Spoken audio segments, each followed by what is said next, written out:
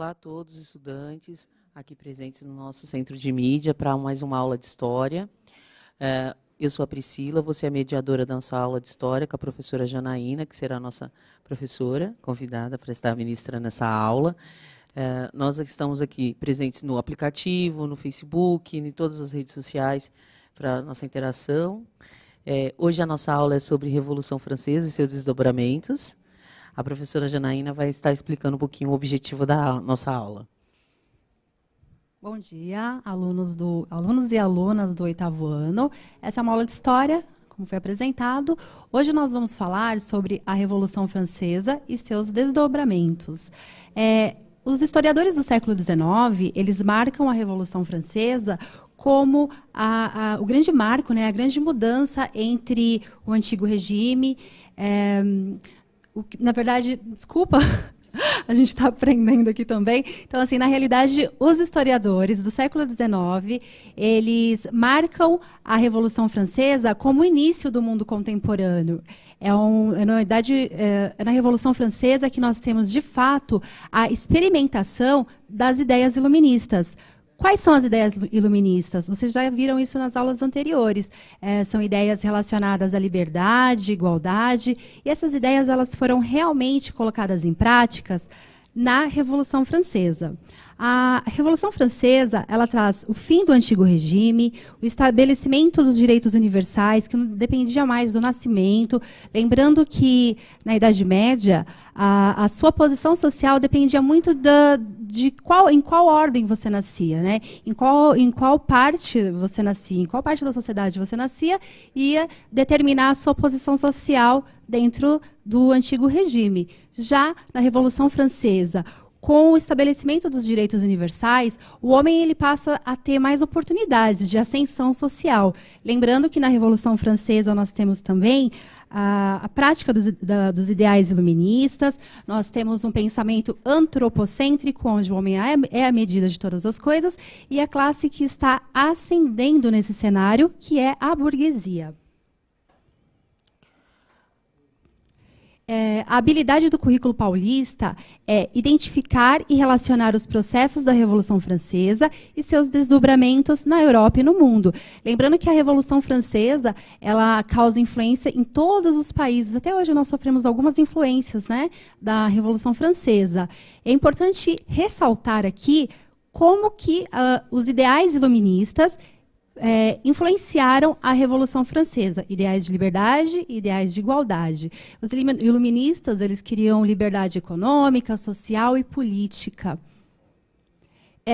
A partir desse pensamento, eu vou deixar uma questão para que vocês reflitam. Vocês já conhecem, já têm algum conhecimento sobre iluminismo. Afinal de contas, nossas aulas elas são reprises, né? São aulas que vocês já viram, habilidades que vocês já viram. Então, nós estamos retomando elas. Eu vou deixar uma questão para vocês. Qual a influência dos ideais iluministas no mundo contemporâneo? Vou deixar 2 minutos para que vocês interajam no chat e voltamos.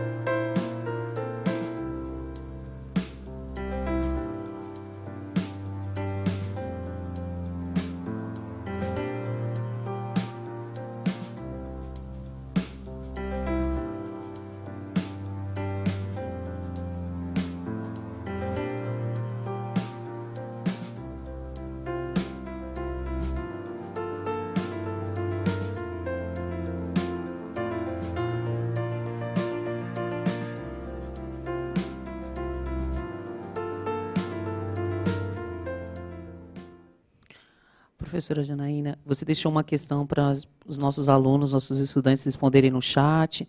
Qual é a influência dos ideais iluministas no mundo contemporâneo? Nós não tivemos interações por problemas no chat, mas qual é a influência? A influência? Bom, a influência dos ideais iluministas no mundo contemporâneo é justamente essa mentalidade de liberdade, liberdade de expressão, liberdade econômica, liberdade social, política. No antigo regime, lá no feudalismo, as pessoas elas não podiam, os camponeses, por exemplo, eles não poderiam ascender socialmente, né? Eles não tinham como sair de uma classe social de camponês, de trabalhador rural, e se tornar um membro do clero, do alto clero, ou se tornar um membro da nobreza.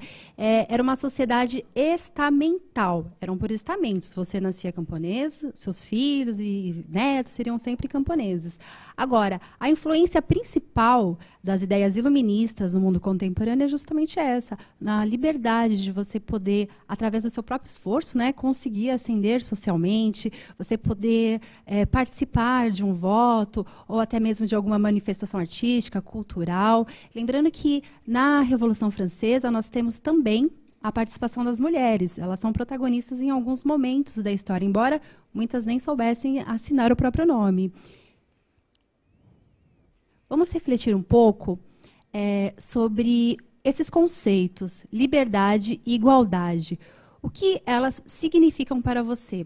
Eu vou deixar os alunos refletindo. 2 minutos no chat. Vocês têm que escrever o que significa para vocês a palavra liberdade e a palavra igualdade. O que vocês imaginam sobre isso? O que vocês compreendem como liberdade e igualdade?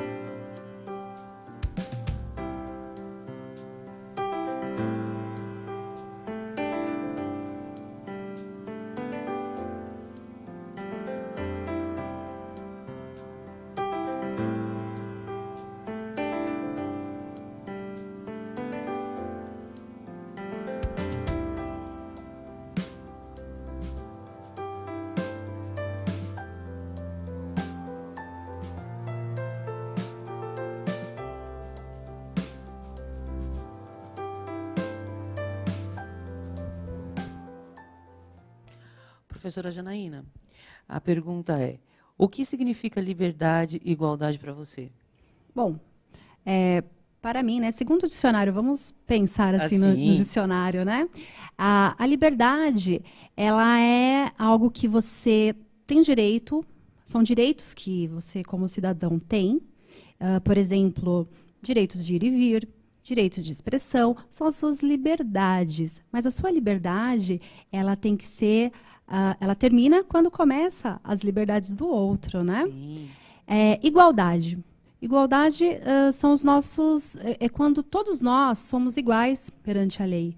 quando todos nós podemos ter as mesmas condições de acesso, as mesmas condições políticas, sociais, econômicas. Isso seria, ao meu ver, aí, a igualdade. Sim, é a resposta. Nós tivemos problema no chat novamente, então a gente não teve as respostas dos alunos. Por isso, eu perguntei para a professora qual seria essa resposta. Sim.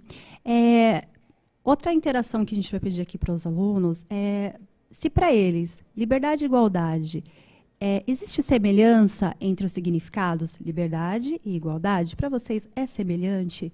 E por quê? Justifique a sua resposta. Vamos deixar 2 minutos? Sim.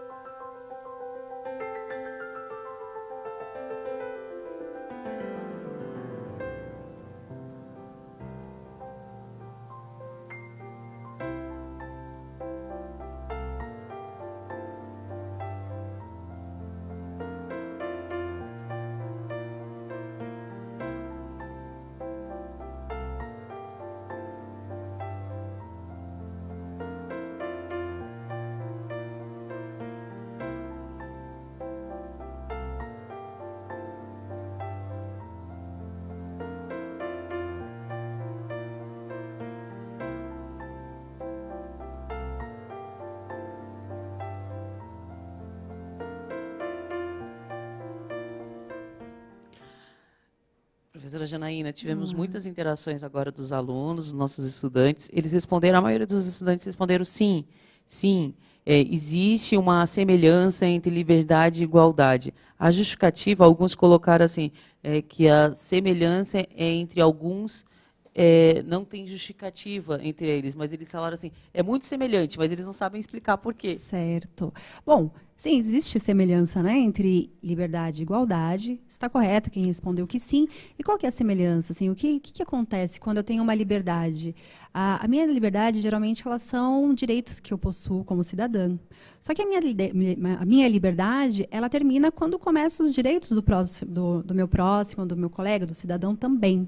Então, todos nós somos iguais, nós temos todos as mesmas condições. Então, a liberdade e a igualdade, elas se relacionam nesse sentido, que nós somos todos iguais perante a lei, né?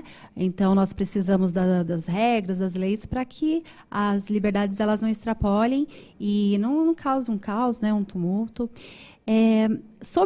Falando aí sobre liberdade, sobre direitos, eu vou colocar para vocês na tela uma atividade. É o quinto artigo da Constituição Federal Brasileira.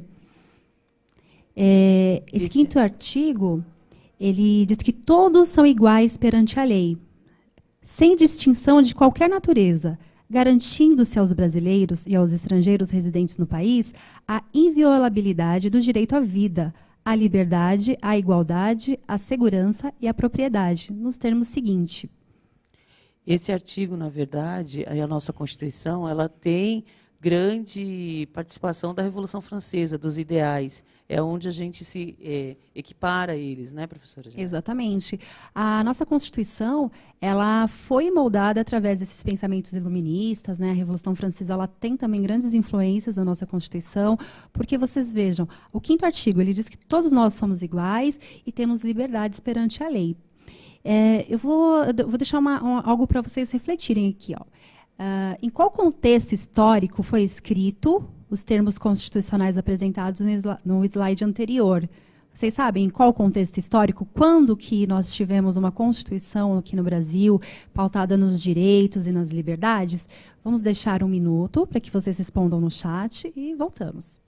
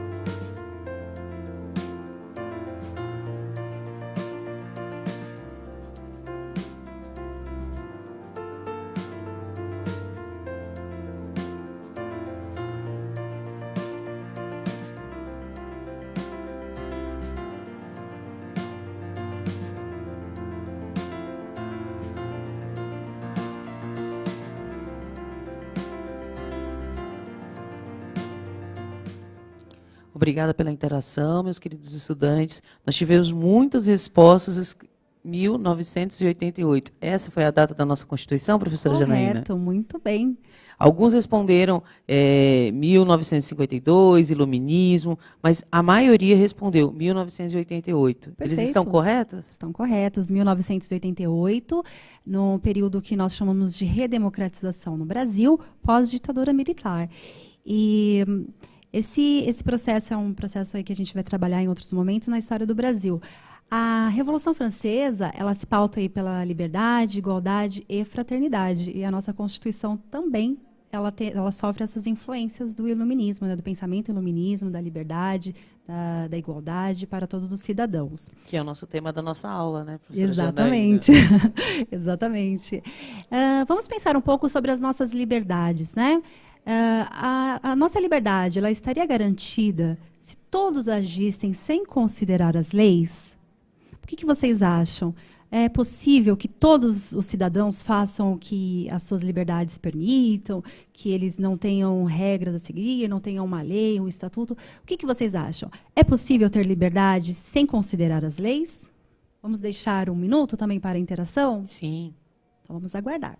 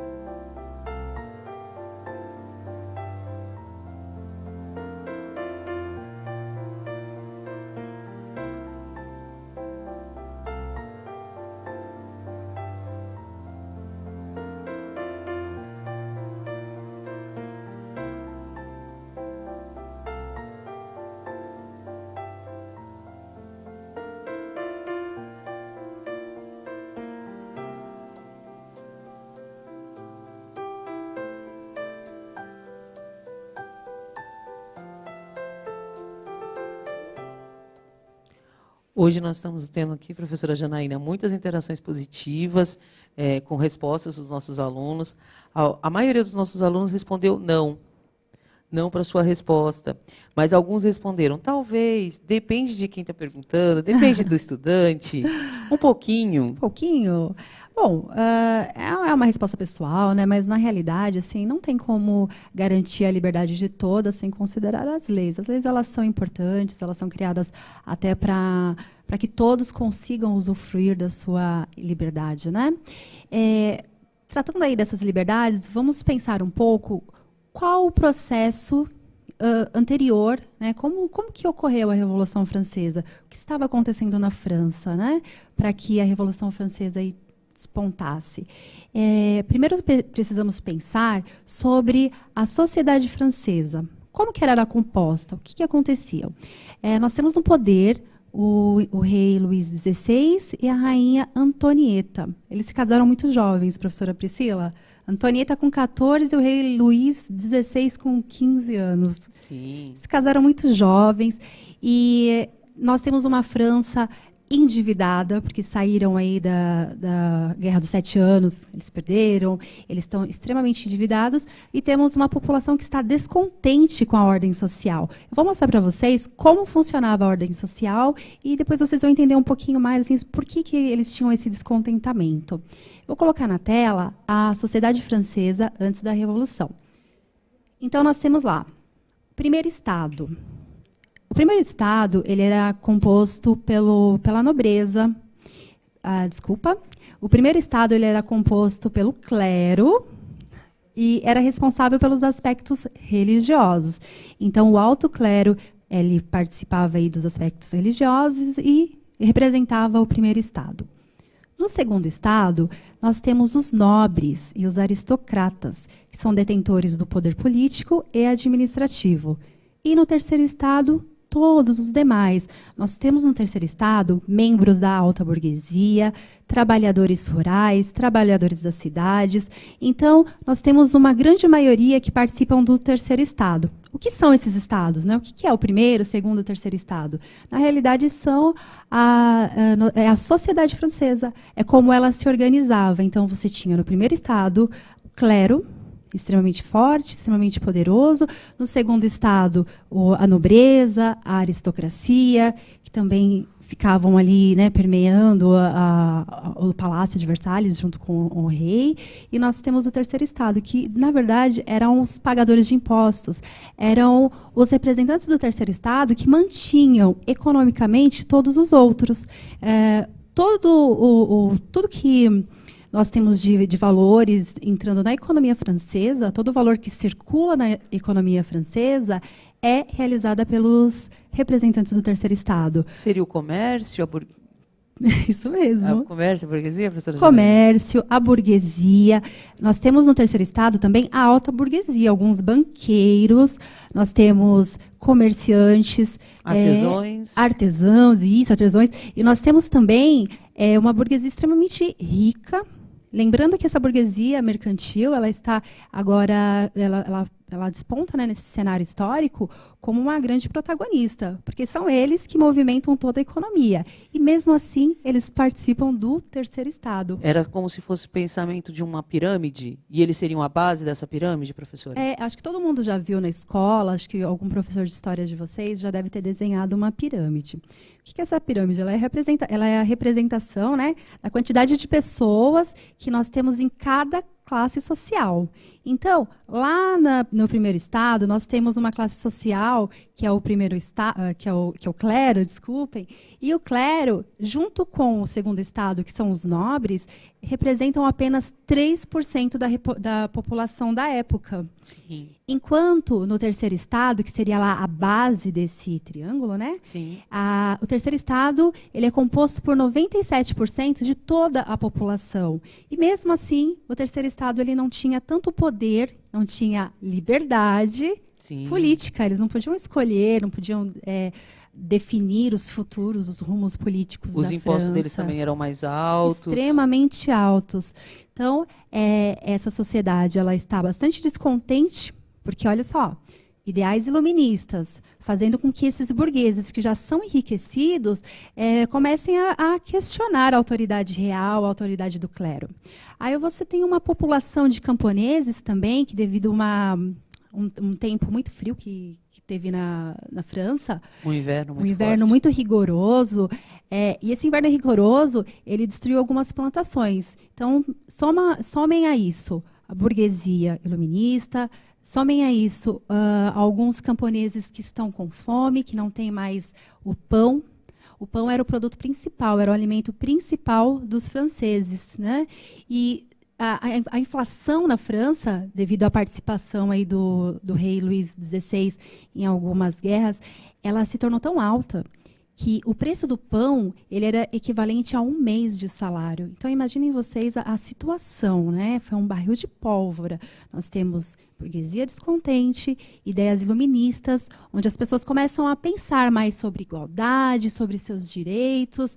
Nós temos essa... A questionar o poder do rei, né? Exatamente. Como um ser absoluto, divino, o representante de Deus na Terra. Começa a se questionar isso no iluminismo. E esse barril de pólvora que a professora falou leva até a Revolução, né? Perfeito. Então, o que nós descrevemos aqui foram os antecedentes, né? O que já estava acontecendo na França, para que, de fato, ocorresse a Revolução. Nessa Revolução, na Revolução Francesa, é quando realmente os ideais iluministas eles são colocados em prática, porque é o momento da história onde o povo ele realmente luta e luta mesmo por liberdade, igualdade e fraternidade. Eu vou passar uma atividade para vocês, é mais uma análise de obra de arte. Eu vou colocar na tela. Observe essa imagem. Até o momento, nós estamos falando de igualdade e liberdade. Então, observem essa imagem a partir desses conceitos de liberdade e igualdade. Vamos dar 2 minutos, professora Priscila? Vamos passar para as questões? Espera aí, deixa eu pôr, já põe as questões? Posso pôr as questões? Põe as questões. Ótimo. Isso. Deixa as questões paradas e a gente deixa 3 minutinhos para 3 eles minutos? analisarem. Está bem. Só posso passar uma explicação? Sim. Então, ó, essa obra que vocês vão ver agora, aqui na atividade, estão vendo? Ela está desmembrada. Então, vocês vão descrever cada representante aqui. Lembrando que vocês vão descrever esses representantes sociais a partir da explicação que nós passamos agora. Sim, correto? é. Então, vamos deixar a atividade na tela. Aguardar 3 minutos. Isso. E esperamos a interação de vocês no chat.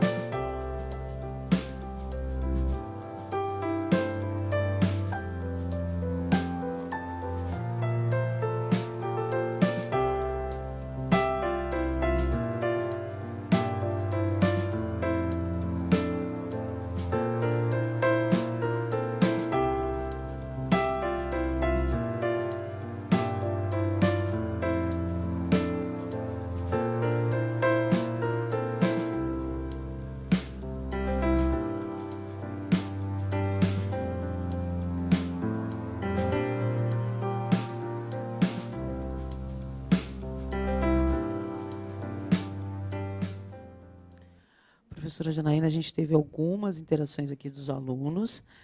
Vou passar algumas para você. Muitos responderam nobreza na primeira imagem. É Legal. nobreza a primeira imagem? Aquele homem que aparece ali? Muito bem, é a nobreza. A segunda escreveram... Tem certeza que é a nobreza? Opa! Tem certeza? Olha de novo a imagem. Eu estou olhando errado. Desculpem, alunos. Nós também estamos aprendendo a aprender.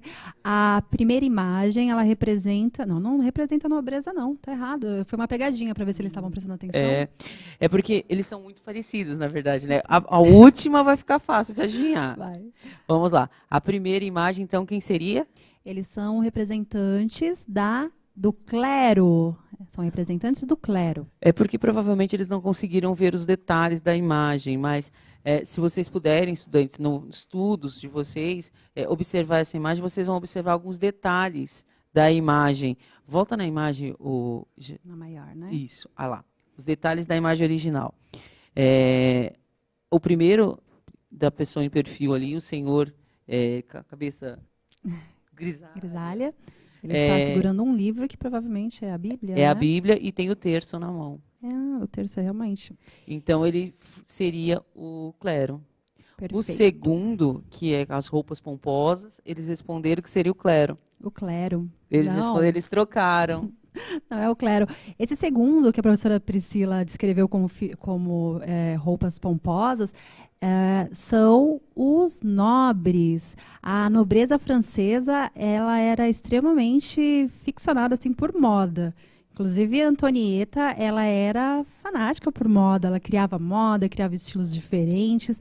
Então, realmente, devido a essas características pomposas, né, como a professora Priscila descreveu, a segunda figura é a nobreza. Isso. E a terceira figura que carrega os dois homens, que eles responderam facilmente, é a burguesia. É a grande massa. Você está querendo me pegar, né, professora? Olha, não, né, gente? Olha só, essa terceira figura, ela carrega todas as outras. Lembra da base da pirâmide? Lembra que são os trabalhadores? Isso mesmo, os trabalhadores e camponeses. Lembrando, claro, que a burguesia, dentro do terceiro estado, nós temos trabalhadores, camponeses e temos também a burguesia, uma alta burguesia. E nesse momento aí, ele está sendo representado pelo trabalho. Existem alguns elementos que fazem com que vocês identifiquem melhor, né, a posição de cada figura. Por exemplo, a enxada ela representa o trabalho. Então, uma parte, né, na realidade, a grande camada, a maior parte da população francesa era trabalhadora rural e alguns trabalhadores urbanos. Mas também tinha a burguesia muito presente nessa camada, porque não tinha ascendência, né? Perfeitamente. De camadas de... E eles representam 97% da população. Sim. Justamente por isso que os burgueses, com pensamento iluminista, eles querem derrubar esse antigo regime, porque agora eles querem também fazer parte de uma camada social, uma posição melhor, para que eles possam decidir a economia, os rumos da política na França. Pagar menos impostos, ter mais direitos. Exato. Uma coisa importante que a gente não pode deixar de falar é que todo este material que ela está apresentando, que a professora Janaína está apresentando, está dentro do material de apoio ao currículo paulista que está disponível para os estudantes. Então, muitos estudantes já viram isso, a gente sabe que vocês já trabalharam isso com os professores de vocês, a gente não pode deixar de lembrar a vocês que isso é uma revisão, é uma retomada, é uma continuidade do seu estudo, para vocês, quando voltarem a passar a quarentena, vocês acompanharem novamente as aulas com seus professores. Correto. Professora Priscila, agora eu vou começar a falar um pouco da cronologia, a cronologia do processo revolucionário francês. Então, eu vou deixar aqui na tela a cronologia e vou discutir alguns pontos, tá bem? É lógico que hoje nós não vamos conseguir tratar toda a cronologia do processo revolucionário francês, mas em uma próxima aula a gente retoma esse assunto. Sim, porque essa não é a nossa última aula de Revolução Francesa, a nossa dupla vai voltar, depois a gente vai conversar novamente sobre a Revolução Francesa. Esse é só um primeiro passo sobre a Revolução Francesa. Perfeito. Vou deixar na tela, então, a cronologia e vou ressaltar alguns pontos importantes E lembrando que depois a gente retoma esse assunto.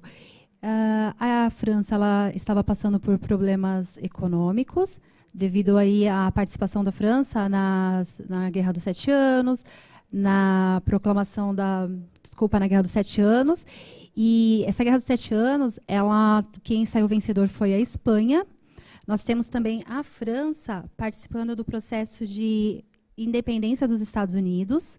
Ele teve uma participação direta, e isso onerou bastante os cofres franceses, juntando a todo aquele problema que nós já havíamos falado. Uma população que está começando a questionar a autoridade do rei, a autoridade do clero, e temos também uma população que está passando fome, que não está conseguindo comprar o pão, pagar as suas contas. Eu vou passar aqui para o ano de 1787, quando foi convocado os Estados Gerais. Vou voltar aqui para mim. Em 1787, o rei Luís XVI ele convoca uma assembleia. Ele chama os 3 estados para conversarem sobre a situação econômica da França. Porém, cada estado, cada representante de estado tem direito a um voto. Então, o primeiro estado faz um voto, né, tem direito a um voto, sim. Segundo estado, um voto, e terceiro estado, que representa 97% da população francesa, também tem o direito a um voto. Só que, como eles estavam votando questões econômicas, o primeiro e o segundo estado não queriam abrir mão, né? Eles não queriam pagar impostos, não queriam abrir mão dos seus benefícios, das suas regalias. Então, o que eles fizeram? Eles boicotavam. Eles votavam o primeiro e o segundo estado de acordo com seus interesses, e o terceiro estado sempre saía prejudicado. Isso gerou uma inquietação no terceiro estado. E, na realidade, a partir daí a gente tem o ápice, né, do movimento revolucionário. Poderia se chamar um estopim? O estopim do movimento revolucionário, exatamente. Bom, nesse período, nós temos também o primeiro-ministro, que é o Jacques Necker. Ele foi convidado pelo rei Luís XVI para fazer parte aí de uma comissão econômica, para ser ministro da Economia. Só que Jacques Necker, ele era simpatizante também aí do terceiro setor, do movimento iluminista. Logo, Jacques Necker ele acabou não sendo muito o que o rei Luís XVI queria aí do seu lado. Vou voltar na cronologia.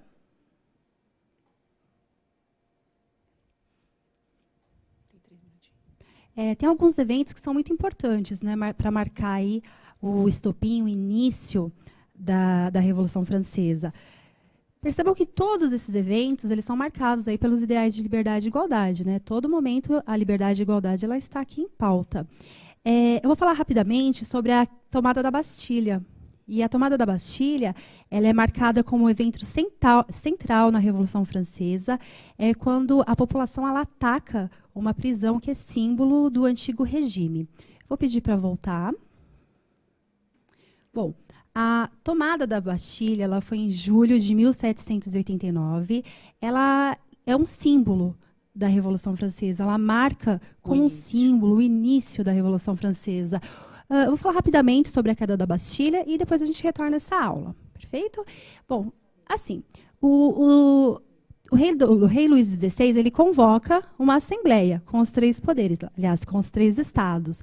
Mas o terceiro estado percebeu que estava sendo desprivilegiado nesse processo, então eles se insurgiram, eles criaram eles se separaram do primeiro e segundo estado e criaram uma nova constituição. Quando o povo aquela parte do terceiro estado, que são as camadas populares, os trabalhadores rurais e das cidades, quando eles perceberam que a alta nobreza estava, que a burguesia estava ali contra a nobreza e contra o clero, eles também decidiram reagir. Eles tomam a Bastilha, que era uma prisão que representava o antigo regime. Ela era um símbolo porque quem ficava preso lá eram as pessoas contrárias ao pensamento do antigo regime. Perfeitamente. Isso. Lá estavam os inimigos do rei. Eram 7 pessoas naquele momento. Mas a gente retoma esse assunto em um outro momento, né, professora Priscila? Claro. Agora eu vou agradecer a todos pela participação no chat, pela nossa aula sobre a Revolução Francesa. Essa é a nossa primeira aula de Revolução Francesa, vamos lembrar. Nós vamos retomar esse trabalho sobre a Revolução Francesa na nossa próxima aula de História. com essa habilidade também. Eu vou agradecer a professora Janaína pela excelente aula de História. Obrigada a todos a participação no chat. Até a próxima aula, pessoal.